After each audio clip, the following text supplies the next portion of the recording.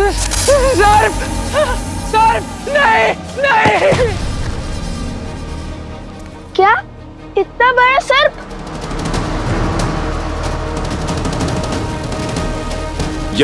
यहीं गिरे थे तुम? और वो सर्प किस ओर से आया था? वो इस ओर से आया था। सब मेरी बात ध्यान से सुनो। स्थिति हाथ से निकल चुकी है। किसी ने अपनी मायावी शक्तियों का प्रयोग कर अश्वमेघ के अश्व का अपहरण कर लिया है। इस कुकर्म के पीछे की मंशा प्रभु श्री राम से शत्रुता है या फिर कुछ और, इसका पता मैं लगाता हूं। किंतु अब तुम्हारे प्राण भी संकट में पड़ सकते हैं। जाओ, आप लोग आश्रम लौट जाओ। अश्व और अश्व यज्ञ को मैं संभाल लूंगा। सोमकन, तुम अब गुरु अवसरा को लेकर गांव जाओ। और हाँ, कोई भी इनकी ये अवस्था देखकर घबरा न जाए। आप दोनों भी लौट जाइए ऋषि कुमार। ये खेल किसी भयानक आसुरी शक्ति का है। हम बालक अवश्य है, किंतु कायर नहीं। संकट चाहे जितना भी घोर हो, हर समस्या का सामना करने में सक्षम है हम। ये समस्या हमारी है हनुमान जी। उस असुरी शक्ति ने अश्वमेध का अश्व चुराकर श्री राम को नहीं, लव कुश को ललकारा है, क्योंकि वो अश्व हमारी संरक्षण में था। इसलिए विनती है हमारी, हमारे कर्म पथ के बीच में ना आए। मैं आपके भाव समझता हूं, किंतु मेरा कर्म उस अश्व की रक्षा करना है। इससे पहले कि कोई अनहोनी हो जाए, मुझे उस अश्व को खोजना होगा।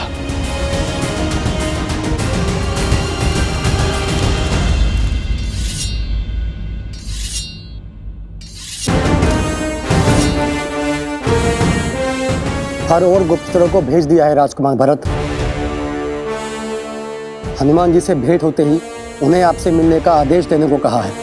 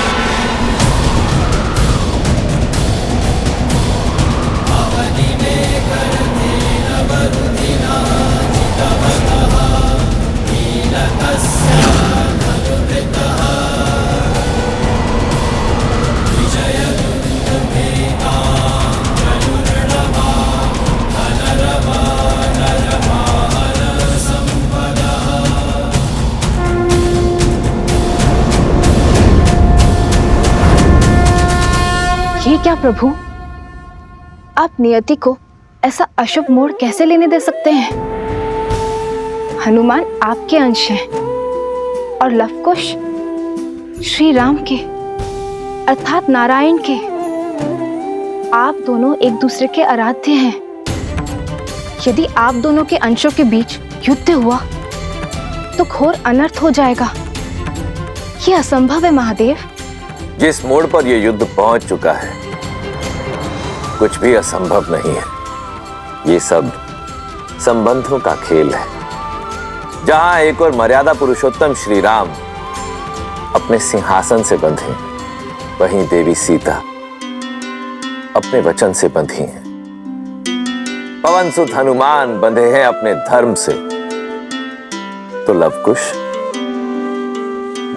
जाने अनजाने में ही सही, वो बंधे हैं अपने माता पिता को पुनः मिलाने के कर्म से। धर्म युद्ध और कर्म युद्ध ना तो संबंध देखते हैं और ना ही भक्त और आराध्य का बंधन। यही तो रामायण है देवी, जहां धर्म और कर्म हर संबंध से ऊपर है। ये वो महान गाथा है देवी, जो आने वाले कई युगों तक मानव को धर्म संकट का अर्थ और उससे निकलने का मार्ग सुझाएगी।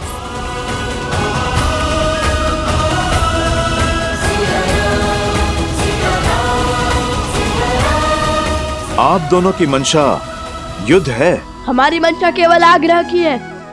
आप हमारे उद्देश्य के बीच में मत आइए हनुमान जी। विश्वास रखिए, हम आपका अश्व खोजेंगे भी और लौटा भी देंगे, किंतु यज्ञ पूर्ण करने के लिए श्री राम को अपना निर्णय बदलना होगा। माता सीता को अपनाना होगा।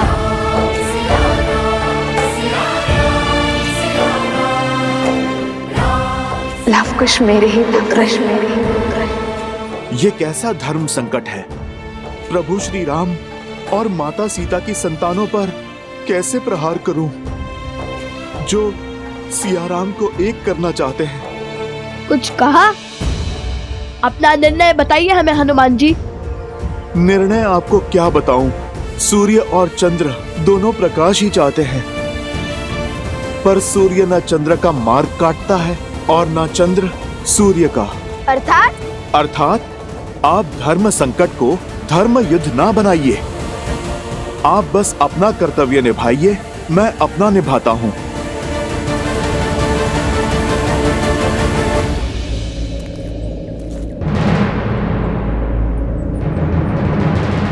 रुक जाइए हनुमान जी। हमें वार करने पर विवश मत कीजिए। हनुमान जी, हनुमान जी, हनुमान जी, इनके पग तो रुक ही नहीं रहे हैं। अब क्या करें? कैसे रोके ने? राम भक्त उद्देश्य पूर्ति के लिए निकले हैं, हमारे रोके नहीं रुकेंगे। लगता है हमें इन पर हमारे बाणों का प्रयोग करना ही होगा। किंतु सहायता करने वाले पर प्रहार कैसे करेंगे भैया? अब कैसे लड़ेंगे इनसे? किंतु युद्ध तो होना ही है, क्योंकि उन्होंने अश्व को उस मायावी शक्ति से छुड़ा लिया, तो भी अश्व तो उनके अधीन हो जाएगा ना। और यदि ऐसा हुआ तो अश्व को पुनः पाने के लिए हमें हनुमान जी से पुनः युद्ध करना होगा।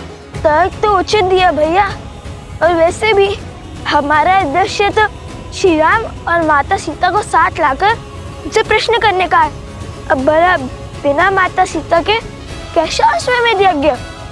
और श्री राम ने सिखाया है, उद्देश्य की पूर्ति धर्म के मार्ग से मत डरो। और उद्देश्य पूर्ति के लिए एक राम भक्त को दूसरे राम भक्त पर प्रहार भी करना पड़े, वो भी सही है।